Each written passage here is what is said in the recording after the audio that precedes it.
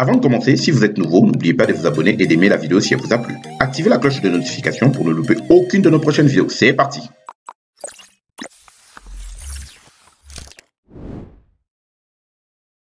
Dans ce projet, nous verrons comment construire un navigateur web comme Chrome, Firefox ou encore Microsoft Edge avec Python. Ça va être aussi l'occasion pour nous de travailler avec le package PyQt5. PyQt5 permet de concevoir des interfaces graphiques en utilisant la bibliothèque Qt version 5 avec Python. Premièrement, ce qu'on va faire, nous allons installer PyQt5. On tape à la syntaxe suivante sur notre terminal. Donc, je vais aller sur le terminal ici. Et ensuite, je vais taper pip install PyQt5. Entrée. Voilà, une fois que l'installation est terminée, nous allons importer PyQt5. Vous avez vu ici, j'ai déjà préparé mon espace de travail. J'ai créé un dossier navigateur et dedans, j'ai créé mon fichier goangel.py. GoAngel, ça va être le nom de notre navigateur. Mais également, j'ai un fichier ici, c'est une image qui va nous servir de logo de notre navigateur. Maintenant que nous avons fini l'installation, nous allons faire l'importation de PyQt5. Donc, on va utiliser la syntaxe suivante, from PyQt5, et on va importer Qt widget, et on va importer tout en utilisant le étoile.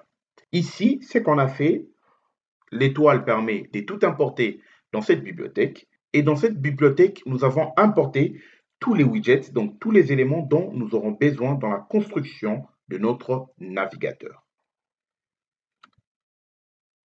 Pour la conception de ce navigateur, nous allons utiliser une classe. Nous allons créer une classe, donc un nouveau type, qui va intégrer tous les éléments et à l'intérieur, nous allons utiliser les constructeurs en créant deux fonctions à l'intérieur. Donc ici, je vais créer une classe. Je vous rappelle, pour créer une classe, on utilise la lettre majuscule. Ma classe ici, je vais l'appeler fen principal pour fenêtre principale. Hop. Je vais le passer un paramètre. Et ce paramètre, ça va être les éléments qui se trouvent dans la bibliothèque importée ici. Donc, Q, main, Windows. Donc, ça va être notre fenêtre principale. C'est un peu comme on a vu avec Tkinter. Donc, je vais espacer ici. Donc, je vais descendre là. Ensuite, on va créer un constructeur. Donc, on va utiliser des constructeurs. Ces constructeurs, on va les créer tout simplement avec des fonctions. Donc, je vais faire def ici. Je vous rappelle, pour les constructeurs, donc on utilise deux fois underscore, donc init, self, hop. Voilà. On vient de créer notre constructeur. Et ici, ce que je vais également faire, je vais demander de connecter notre constructeur avec la classe ici. Donc, pour cela, on va utiliser la syntaxe suivante, super. Et dans ce super, vous prenez le deuxième ici, donc on va faire entrée. Donc, vous avez vu ici, il a directement récupéré notre classe ici. Donc, ce qu'on a fait, on a pris notre constructeur ici, on l'a connecté avec notre classe. Et ensuite, on va demander à ce que la fenêtre soit sur tout l'écran. C'est-à-dire que notre navigateur va couvrir tout l'écran de notre ordinateur. Donc, pour cela, on va utiliser la syntaxe self, show, maximize. Donc, on maximise en fait notre fenêtre. Il sera sur tout l'écran. Nous allons maintenant tester et voir à quoi ressemble ce paramétrage. Mais pour cela, nous allons sortir de notre classe. Donc, on va sortir ici pour taper les syntaxes d'exécution de notre programme. La première des choses qu'on va faire ici, donc on va appeler Q application parce que c'est une application qu'on a créée. Cette application, on va lui passer des paramètres. Mais avant de lui passer des paramètres, on va faire appel à une bibliothèque ici qui s'appelle, on va importer 6, qui s'appelle 6. Et là-dedans, on va lui passer un paramètre qui va être 6.arguvé. Et on va le mettre dans une variable pour faire plus simple. Pour que cette application soit effective, on doit lui passer un paramètre. Et ce paramètre, c'est 6.arguvé. Et ces 6 arguvé, pour qu'il soit effectif, on doit faire l'importation de cette bibliothèque. Donc, on va également profiter de donner un nom à notre application. Donc, on va faire application.set, ici, application name. Et on a décidé de l'appeler GoAngel. Et pour finir, on va créer notre objet. Je vous rappelle que ici, on a créé une classe. Donc, on va créer l'objet qui sera l'instance de notre classe. Donc, pour cela, on va utiliser l'objet fenêtre. Et on va le mettre dans une variable que je vais appeler tout simplement fenêtre. Et on va faire app.exec. Et ensuite, nous allons exécuter notre code. Donc voilà, nous avons notre navigateur ici. Comme vous pouvez voir, il s'appelle GoAngel. Pour l'instant, on n'a pas encore paramétré, donc on n'a pas encore mis le logo. Ici, vous avez les éléments d'une fenêtre. Donc, on a l'élément pour minimiser, agrandir et fermer la fenêtre. Donc voilà, on a pour l'instant fait le paramétrage ici de notre fenêtre. Avec la fonction maximize ici, c'est quand on lance, vous avez vu que la fenêtre s'ouvre sur tout l'écran.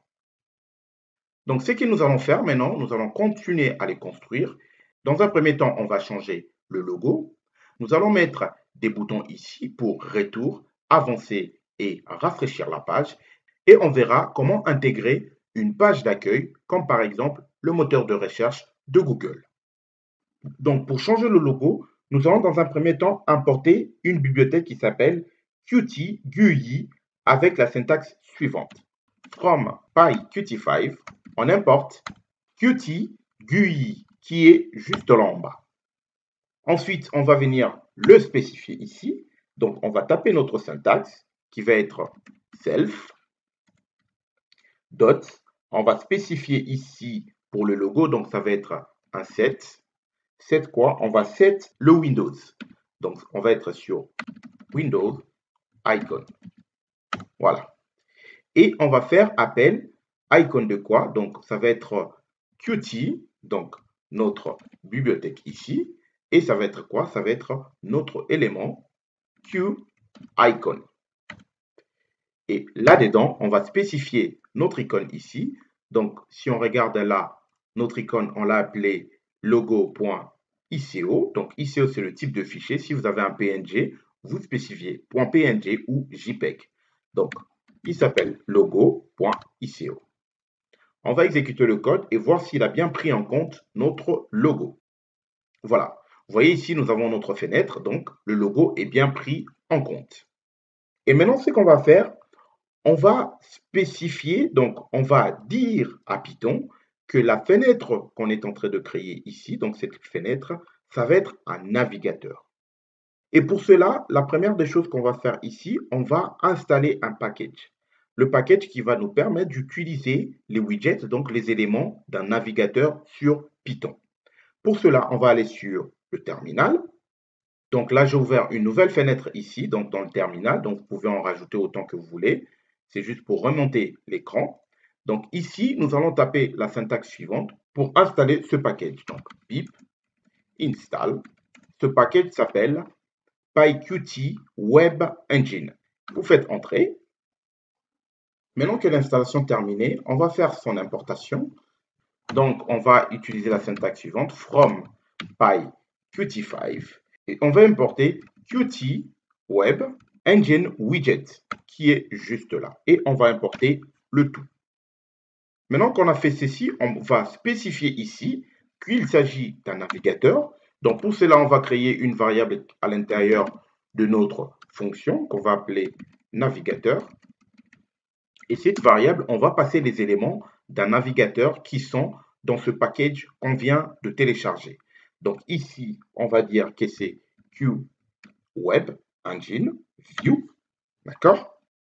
Donc ici, on l'a passé un élément qui est le Web Engine View. Donc pour voir, il s'agit bien d'un élément web. Et on va spécifier maintenant notre page d'accueil. Donc l'URL de notre page d'accueil quand on lance notre navigateur. Donc pour cela, on va paramétrer le navigateur. Donc on va faire un self navigateur. Et on va set quoi? On va l'URL. Donc on va spécifier l'URL. Et dedans, on va taper QURL. Les QRL, on va taper maintenant notre QRL. Donc, nous, on veut ici que notre fenêtre, quand on le lance, qui démarre sur le moteur de recherche de Google. Donc, on va le taper ici, http://google.com. Donc, voilà. Maintenant, on va exécuter et voir qu'est-ce qu'on a comme résultat. Donc, je rappelle ici, c'est qu'on a tout simplement fait, on a chargé un package ici qui nous permet maintenant d'utiliser les éléments d'un navigateur. Donc, on vient ici spécifier qu'on va récupérer un élément d'un navigateur qui est le Web Engine View, qu'on a mis dans une variable qui s'appelle navigateur, et on vient paramétrer l'URL de ce navigateur. Donc, on va centrer cet élément. Donc, on va faire un self ici. On va faire un set central widget. Et ça va être quoi? Ça va être notre élément navigateur. Donc, notre variable navigateur qu'on a créé. Donc, voilà. Comme vous pouvez le constater ici, les QRL n'est pas pris en compte. Vous voyez, il est en rouge. Parce qu'on doit faire l'importation d'une bibliothèque qui nous permettra d'exécuter cet élément-là. Donc, pour cela, on va faire l'importation from PyQt5. On va importer quoi? On va importer un élément qui va s'appeler Qt Core. Et on va importer le tout. Voilà. Vous voyez maintenant, là, il n'y a plus la ligne rouge en dessous, donc c'est pris en compte. On va maintenant exécuter les codes et voir si, lors du lancement de notre fenêtre, on tombe bien sur Google. Alors, ne vous inquiétez pas si ça met un tout petit peu de temps avant de lancer. On va voir. Hop là, voilà. Nous avons notre navigateur ici. Donc, il se lance bien sur Google. Ça commence à ressembler à quelque chose là. Donc, moi, j'aime bien.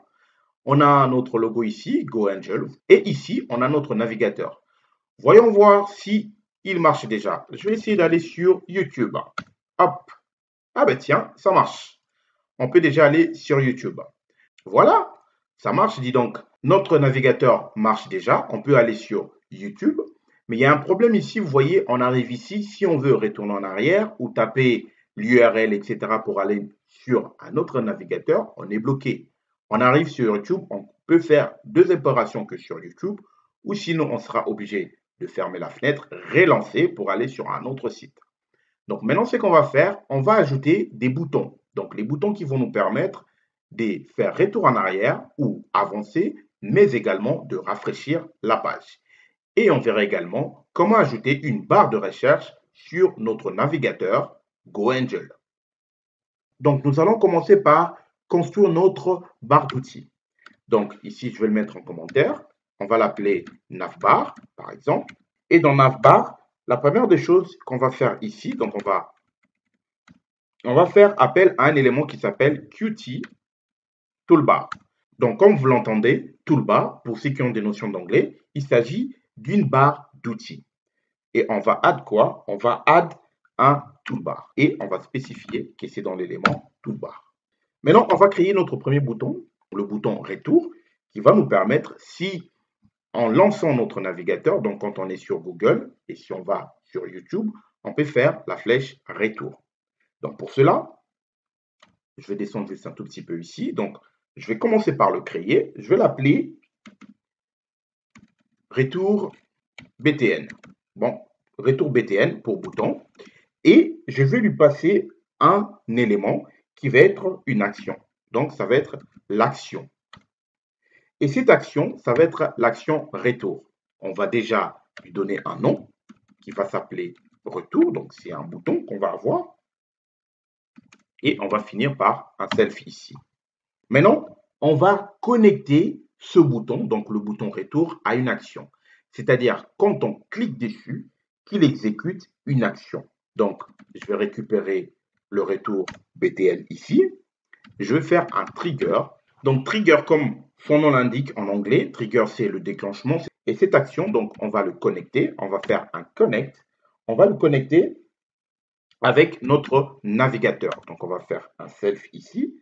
Self navigateur, notre élément navigateur. Donc, et ici, ça va être quoi? Donc, navigateur, et ça va être l'opération back. Donc, back pour retour. Donc, voilà. On a créé notre bouton. OK? Le bouton, on le passe un nom et on vient le connecter avec une action, l'action qui s'appelle back pour retour. Maintenant, ce qu'on va faire, on va ajouter cette action dans notre barre de navigation. Donc, on va faire un add action. Action de quoi? Des retours bouton. On va exécuter le code. Voilà. Comme vous pouvez le voir ici, on a déjà notre bouton retour. On va faire le test. Donc, on va aller sur YouTube et on va essayer de faire flèche retour s'il nous retourne bien sur notre page d'accueil. Donc, on va aller sur YouTube. Voilà. Voilà. Maintenant que je suis sur YouTube, je vais essayer de faire flèche retour. Donc, on fait retour, on revient bien ici sur la recherche. Et si on fait encore retour, on revient bien sur Google. Donc, je pense que vous l'aviez deviné. Ici, on va ajouter un bouton avancer et rafraîchir. On va même mettre rafraîchir ici au milieu et avancer. Donc, je pense que en ayant construit ce premier bouton, ça va être exactement la même chose. Vous pouvez deviner les actions pour les autres. Donc, pour aller de l'avant, ça va être forward et pour rafraîchir, ça va être reload. C'est parti. Donc, ce que je vais tout simplement faire ici, je vais copier-coller là le bloc. Je vais le reproduire encore 2 fois. Donc, pour les 2 autres boutons. Ici, au milieu, on va mettre le bouton rafraîchir. Et là, on va mettre le bouton avancer. Et dans avancer ici, donc on va le connecter ici pour le retour. Donc, si je descends ici, pour le rafraîchir, ça va être l'action reload. Et pour avancer, donc ça va être l'action ici qui va être forward. Donc, n'oubliez pas ici de changer. Donc, ça ne va pas être le bouton retourne ici. Donc, on va modifier ici. Ça va être le bouton, on va dire, rafraîchir. Et on va le récupérer là pour le mettre dans l'action. Voilà. Et pareil pour ici, ça va être le bouton avancer. Donc, on va dire avancer BTN. On va récupérer avancer BTN et on va le mettre ici dans l'action. Également ici, avant d'exécuter le code, vu comme on a fait du copier-coller, donc je rappelle ici, on va récupérer l'élément là, donc la variable. Ici, ça ne va pas être la variable à retourne, donc ça va être avancé. Et pareil pour le dernier ici, donc on va copier, on va changer ici avec l'action trigger. Donc hop, voilà. Maintenant, on va exécuter le code. Ça y est, on est sur notre navigateur Go Angel. Je vais agrandir un peu ici. Alors, on va de nouveau faire le test. On va aller sur YouTube. On va tester nos 3 boutons. Donc, comme vous pouvez voir ici, on a notre bouton retour, rafraîchir et avancer. On va aller sur YouTube. Une fois arrivé sur YouTube, ce qu'on va faire, on va tester notre bouton rafraîchir. Donc, si on clique dessus, logiquement, la page de YouTube doit recharger. Donc, c'est parti. Voilà. Visiblement, ça marche très bien. Donc, on peut recharger la page YouTube. Donc, notre fonction rafraîchir marche très bien. Si on fait retour, on retourne sur Google. Et si on fait avancer jusqu'au bout, on tombera sur YouTube. Voilà. Visiblement, ça marche très bien. Maintenant, ce qu'on va faire, on va ajouter ici, donc sur notre navigateur juste en dessous, avoir une barre de recherche. C'est-à-dire la barre qui va nous permettre de taper les URL pour aller sur différents sites Internet. C'est parti. Avant de créer notre barre de recherche, on va également ajouter un bouton qui nous permettra de revenir sur la page d'accueil. Notre page d'accueil qui va être la page de Google. Donc, pour cela, je vais recopier celui-ci. Je vais le coller juste en dessous là. Je vais changer le nom. Donc, je vais l'appeler bouton accueil. Et on va changer également le nom de l'action ici. Donc, ça ne va pas être avancé, ça va être accueil. Pareil là-dedans, ça va être accueil. Maintenant, concernant l'action ici, en fait, l'action ici, on va définir dans notre constructeur. Donc, on va définir un constructeur ici. Donc, je vais revenir en arrière. Là, je vais définir un constructeur. Et c'est cette fonction qu'on va récupérer pour le spécifier comme action. Donc, on va définir URL, on va l'appeler URL d'accueil. Hop. Et là-dedans, ce qu'on va faire, on va tout simplement récupérer ce qu'on avait fait ici pour tomber sur Google. Donc, je vais prendre Self Navigateur là. Je vais venir le coller juste ici en dessous. Parce qu'on veut, quand on cliquera, on veut que l'action nous ramène sur Google. Donc, maintenant ici, c'est que on va faire, donc dans notre accueil bouton ici, je vais changer le nom, accueil. Et là, la fonction, ça va être URL accueil. Parce que URL accueil nous ramène sur la page de Google. Maintenant, on va exécuter le code. Ah tiens, il nous dit un problème là, donc c'est les parenthèses. Voilà, là on est propre. Maintenant, on va exécuter le code. Voilà. Donc, vous voyez ici, on a nos 4 boutons. Donc, on a retour, rafraîchir, avancer. Alors, on va aller sur YouTube. Et en arrivant sur YouTube, on va tester notre bouton ici, donc le bouton accueil. Si je clique dessus, normalement, il doit nous ramener sur Google. Voilà, ça marche très bien. On va même le décaler ici pour le mettre tout au début. Donc pour cela, il suffit tout simplement de décaler en fait le constructeur ici. Donc on va le prendre là, hop. Je vais le couper ici. Je vais monter et je vais le mettre juste au-dessus du bouton retour. Voilà, donc ici nous avons notre accueil, retour, rafraîchir et avancer. Maintenant, nous allons ajouter notre barre de recherche pour aller sur différents sites internet. C'est parti. Donc, la première des choses qu'on va faire, on va tout simplement créer une zone de texte. Donc, cette zone de texte ici,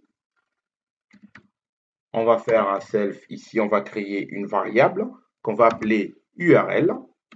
Par exemple, URL bar. Donc, ça va être notre barre de recherche et on va lui donner un élément qui s'appelle QLine Edit.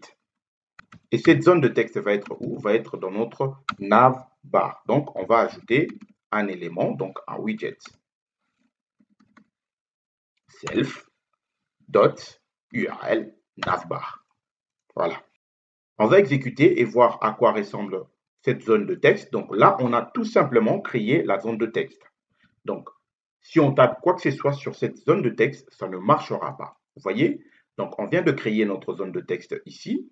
Si on tape quelque chose, on peut déjà taper. Donc, c'est une zone de texte. Si on tape Entrée, il ne se passera rien.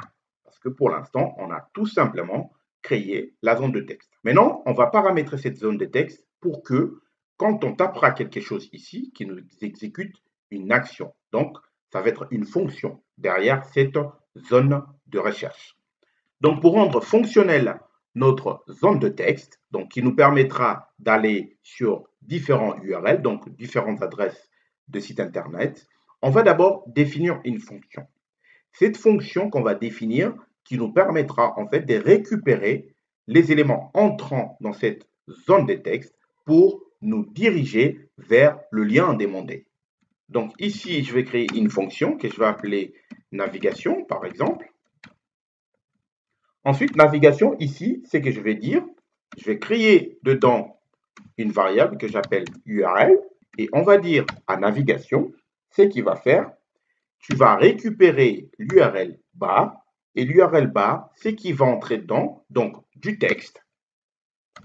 Tu vas récupérer du texte. Ici, vous avez vu, on a utilisé une méthode. Donc, il va récupérer les textes entrant dans cette zone de texte. La zone de texte ici, je vous rappelle qu'on a utilisé ici là l'URL bar, qui est tout simplement une zone de texte parce qu'on a fait appel à cet élément line edit qui nous permet de faire une édition tout simplement dans la zone de texte. Maintenant, ce qu'on va faire ici, on va le paramétrer, on va dire navigateur, d'accord? On va récupérer maintenant notre navigateur, c'est-à-dire les éléments qui vont entrer ici. On va récupérer notre navigateur et on va faire un set de l'URL. Donc l'URL, on va utiliser notre élément ici QURL. Hop. Et ça va être quoi dedans? Ça va être tout simplement l'URL que les gens vont taper. Donc maintenant qu'on a fait ceci, on va venir définir une méthode ici. Donc, on va faire un self ici. Et self de quoi? On va dire URL bar. Si quelqu'un presse dessus, donc ça va être un retour presse. Donc, il va récupérer l'élément derrière. Donc, quand on presse dessus, ce que tu vas faire, tu vas nous faire une connexion. Tu vas faire une connexion. Une connexion avec quoi? Une connexion avec la fonction qu'on vient de créer, qui s'appelle la fonction navigation, qui est juste en bas ici.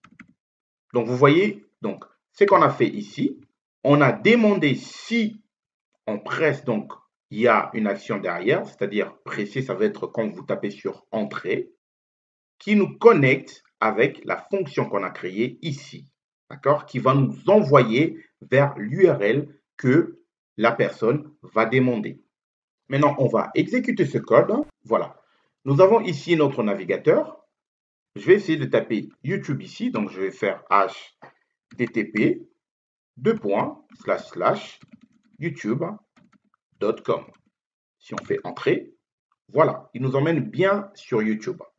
Vous voyez que la fonction qu'on vient de créer ici, on a utilisé une méthode, juste le temps qui charge. On a utilisé une méthode qui nous permet de nous envoyer vers le site demandé. Et si je fais retour, vous voyez, quand je fais retour, qu'est-ce qui se passe ici?